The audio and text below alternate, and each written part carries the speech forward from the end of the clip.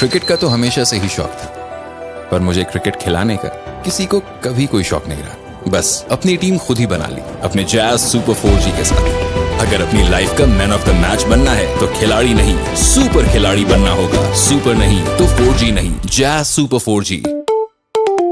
इस गेम का क्रेज बहुत सारे लोगों में काफी ज्यादा बढ़ गया है। उनमें से एक है रहीम, जिसने हमें इस वीडियो की स्टोरी भेजी है। 14 साल का रहीम दिन भर ग्रैनी गेम खेलता रहता था और किसी की कोई बात नहीं सुनता था। उसके पेरेंट्स उससे बहुत परेशान हो चुके थे क्योंकि वो अब पढ़ाई में ध्यान नहीं देता था। रहीम की एडिक्शन दिन ब दिन बढ़ती जा रही थी। एक रात जब रहीम ग्रैनी गेम खेल रहा था, तभी अचानक ही उसका फोन बंद हो गया। उसने अपना फोन वापस ऑन करने की कोशिश की, पर कुछ नहीं हुआ। रहीम को लगा कि शायद उसके फोन की बैटरी खत्म हो गई है, तो वो अपनी अलमारी से चार्जर निकालने के लिए उठा। तभी उसे लगा कि जैसे उसके कमरे की तरफ कोई आ रहा है। उसने दरवाजा खोलकर देखा तो वहां दूर दूर तक कोई नहीं था। रहीम ने अपना चार्जर निकाला और फोन को चार्जिंग पर लगा दिया। उसने फिर अपना फोन ऑन करने की कोशिश की, पर उसका फोन फिर भी ऑन नहीं हुआ।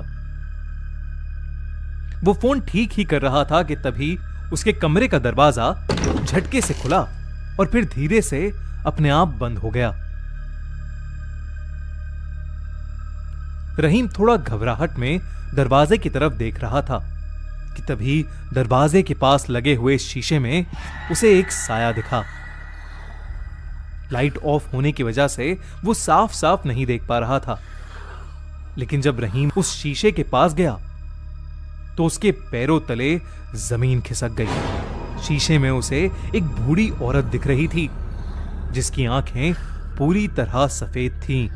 मुंह से हल्का सा खून बह रहा था और चेहरे पर एक बहुत ही डरावनी स्माइल थी। रहीम तो जैसे तैसे वहां जम सा गया।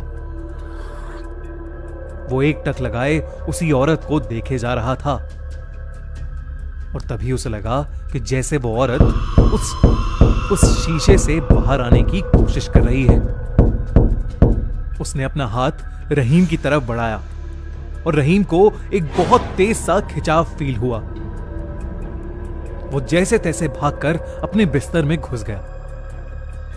थोड़ी देर के लिए उसे ऐसा लगा जैसे अब उसके कमरे में कोई नहीं है, तो उसने अपने मुंह से चद्दर हटाई, पर वो बूढ़ी औरत ठीक उसके सामने हवा में झूल रही थी।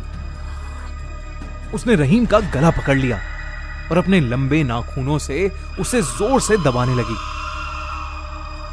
रहीम के मुंह से चिल्लाने की आवाज भी नहीं निकल पा रही थी, बस वो जोर जोर से अपने हाथ पैर चला रहा था।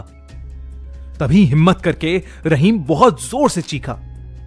उस आवाज को सुनकर रहीम के पेरेंट्स भागते हुए उसके कमरे में आए और उन्होंने देखा कि वो सोते हुए चिल्ला रहा है।